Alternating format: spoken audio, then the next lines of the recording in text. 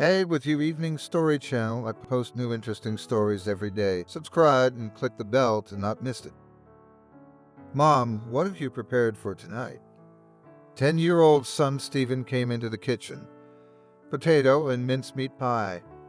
Your favorite, answered Camille, taking the pie out of the oven.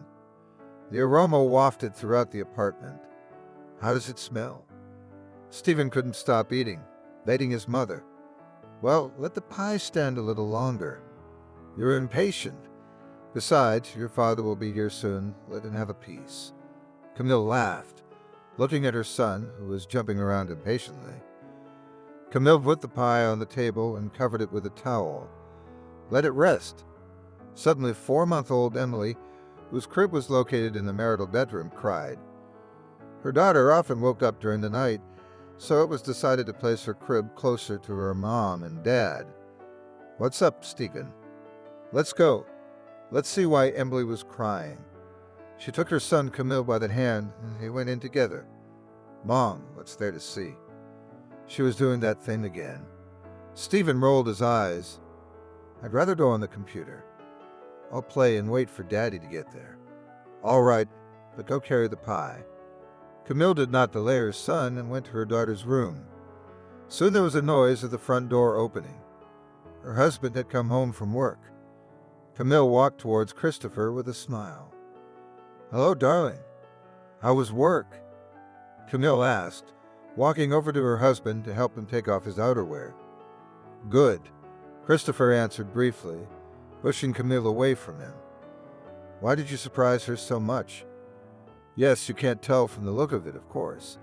She looked at her husband in surprise. He wasn't in the mood. He didn't even smell the pleasant aroma from his favorite pie. We need to talk urgently. Christopher threw another phrase, which unpleasantly sent shivers down Camille's back. After entering the kitchen, Christopher turned to the window and stared at the street. Camille sat on the edge of the chair and stared back at him expectantly. I love someone else. Stunned Christopher that Camille slammed her eyes uncomprehendingly. I love someone else, I say. Christopher turned to his wife and met her gaze. And for a long time now. She's my first love. She and I wanted to be together, but by coincidence, we foolishly broke up and I married you. Despite her. How can you say that to me? After a moment of confusion, Camille finally spoke up. So you never really loved me. I'm sorry, but I have to tell you the truth, said the husband with an indifferent tone in his voice. The wife didn't hear even a hint of remorse. You know, I thought I had forgotten Evelyn, but she had recently gotten a job with us. When I saw her again, I realized that the feelings had not faded. Christopher turned back to the window again. I can't live without her anymore. Camille continued to stare at her husband, not knowing what to say. He had said so many things that made her want to cry, scream, to smash everything in sight. But I had to restrain myself so as not to scare the children. They don't need to see their parents fighting. There's no point in you and me torturing each other. I do not want to live with an unloved woman, and you do not need to be under the same roof with a man in whose heart another continued to destroy the family. Christopher. Hey, Dad, long time coming. I'm so hungry already. Let's hurry up and have dinner. Stephen came into the kitchen and looked at both parents and frowned. Why are you two fighting? No, Stephen, everything is fine, Christopher replied with a smile, pretending to be a caring father. Stay in your room for a while. Mom will be serving soon and then we'll eat. I'll play on the computer with you. You cool. I'll go set it up. That's it, rejoiced Stephen, running off to his room. You're so good, Camille said ironically. What will happen to the kids when we break up? Have you thought about it? They'll be my children forever. I'm divorcing you, nothing, said Christopher. I'm going to help them. And how? Camille asked. You'll be busy with her. So let's not get hysterical, Christopher said. You must move out of the apartment with the children immediately. My Evelyn will be moving here soon, the husband said to his wife's forehead. You already offered her a move. Before the divorce. Shocked. Camille stared at Christopher, not recognizing him at all. Where's this man who has been with her all these years of marriage? It was like a stranger standing in front of her. Yes, he offered. She's agreed to move in once I get you and the kids settled. Christopher answered simply. She doesn't have kids. She's not burdened with anything. She probably doesn't even have her own apartment. I understand, said Camille. She's got a mortgage and she'll rent it out. And she and I will settle here, said Christopher. Look, they've already decided everything. What are Stephen and Emily and I going to do now? Camille exclaimed. Stay with your mom for the first time, Christopher said confidently. She has a one-room apartment. How are we all going to fit in there? Camille didn't understand. While you move your things there and then rent a separate apartment, I'll help with the money partially.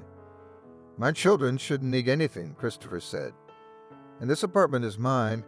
It was purchased before the marriage, so you have no right to claim it. That's Christopher's way of doing things. There's just one thing he didn't take into account. The aggrieved wife thought, he loves me, not you.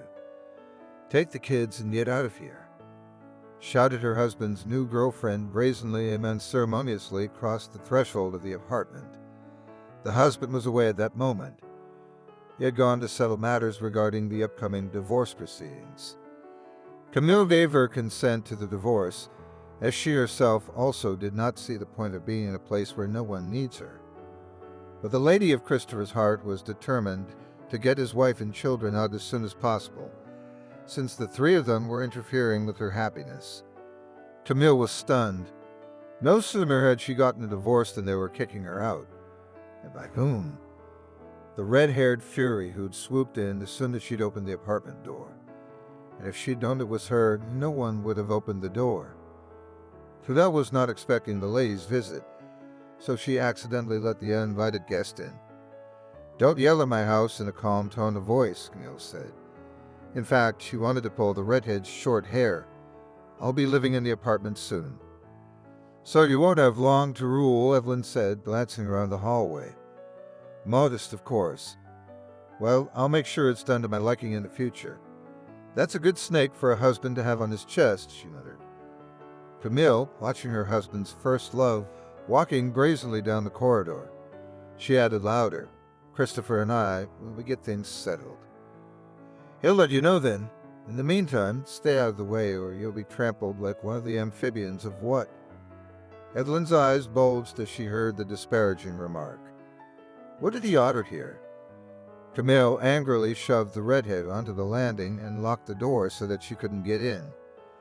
Once in the bedroom, Camille continued to throw her things into her suitcase. She really had to get out of here, or that Otter wouldn't let her live. Mom, what's going on with you and Dad? Is it fun? Stephen asked. When did Camille finish packing? Where are we going? Son, you know. Things aren't going as smoothly as we'd like with your daddy. Camille ran her hand through the boy's unruly hair. You and Emily and I have to leave here because another aunt is going to live here. Why? Because this is our home. Stephen wondered. That's what your father decided. I didn't want to interfere with his happiness. You didn't find joy with me, shrugged Camille. We're going to Grandma's now. We'll live there for a while. Then we'll get an apartment and start to settle in. Stephen did not say anything more.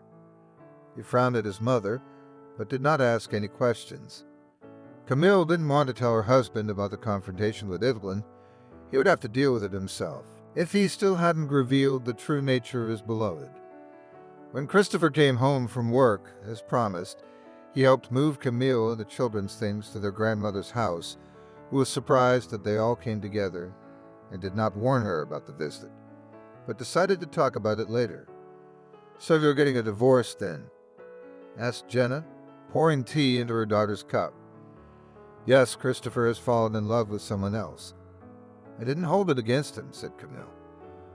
Your example of my father showed me that you can't try to hold someone back by force. How many times Dad wanted to go to Wendy, but you always stopped him. What did you end up doing? Living with him as roommates? You mentioned Wendy all the time. Couldn't let it go, then he got sick. Never recovered, he's been gone a year now.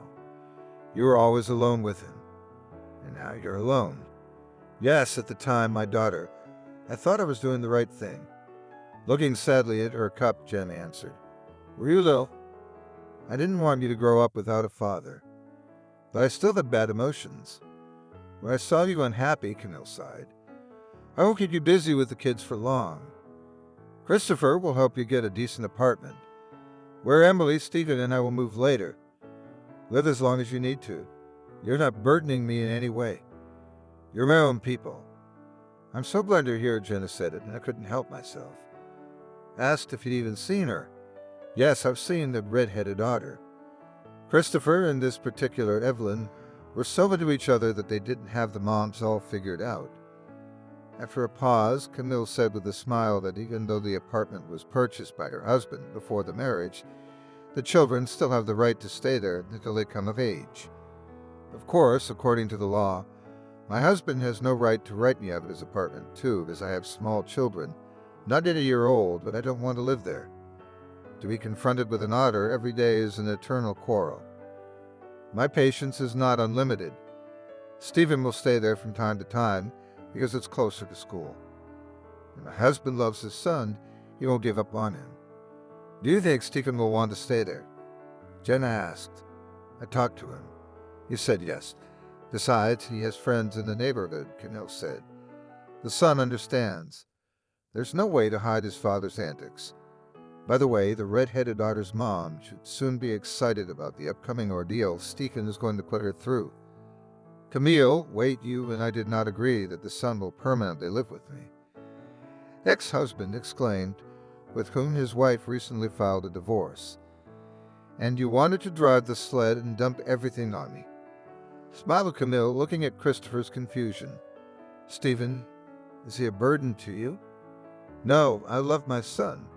But Evelyn mumbled inarticulately to Christopher. Ah, so your first love didn't agree to accept your favorite son, said Camille's ex. No, darling, if your relationship stumbles at the slightest difficulty, it's not my problem. When Emily grows up a little, she'll come to visit you too. Camille, I can't take care of the kids all the time. You're their mother. I tried to talk the ex-wife into it. Christopher, I helped her move into a new place. What more do you want? If it weren't for your affairs, I wouldn't have to help with anything, Camille countered. So here's the deal. Either you settle with your mistress, who will stop coming between you and Stephen, or you can say goodbye to your son. How's that? Christopher was worried. Stephen needs a father, even one like you. Besides, he has his own room in that apartment, which he likes, Camille said. You mustn't see that woman turning you against him. After a pause, she continued, I'll give you time to think about it, but then you can't turn back. Camille got up from the table where she had left the bills for the coffee and tea she had ordered. Christopher looked at his ex-wife, who was now so unapproachable and unshakable. He had never known that his always gentle and submissive wife could be so steadfast. As soon as Camille and the children moved into a new apartment, they no longer needed Christopher.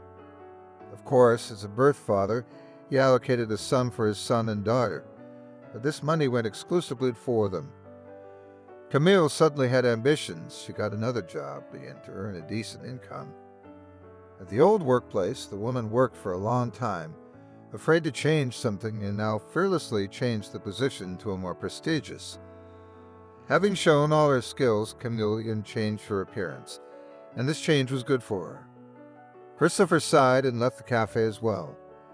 That's your first love, who waits for him at home to scandalize Evelyn, all did not suit, knowing how he is reverent to her. In every possible way twisted it as she wanted. She was always commanding him to do this, do that. I want to do this, I don't want to do that. Camille consulted with him. They solved everything together. As they say, everything is a comparison. It seems that Christopher had bet on the wrong horse. Especially Evelyn was constantly strained by the presence of Stephen, whom she immediately disliked, although at first she pretended to like him, and now she stopped hiding her dislike. Christopher, how long is this going to last? Evelyn asked again. I realize Stephen is your son, but he can't stay here all the time. I can't relax with the boy around. You know I had children. I didn't hold anything back. Stephen is my son and I can't take him anywhere, Christopher said. What do you suggest? Lock the door on him and don't let him in. Well, at least let him come here less often. Evelyn shrugged irritably. He comes when he feels like it. This is his home, so it's best to end this idle conversation, Christopher said, rising from the couch and heading for the bedroom. Are you coming? No, I'm going to watch some more TV. Evelyn looked away. She thought Christopher would choose her over the children. But he did and did not fulfill his woman's wishes. Christopher went to his room. Odin began to fall asleep alone more and more often. Evelyn had recently refused to be intimate with him. Recently, she said that she did not want to have children together. The man did not understand what to do now. He thought he'd be happy with Evelyn. She did not appreciate his efforts, no matter how much he did not fulfill her whims. The only thing Christopher realized was that he didn't want to give up Stephen and Emily. If Evelyn still wouldn't accept them, he would have to break up with her. Christopher thought of Camille. She was different. She knew how to make a home comfortable. And in general, family life was quite successful. Omer was a fool to ruin such a wonderful family. I wonder if I tried to go back to Camille, would she take me back?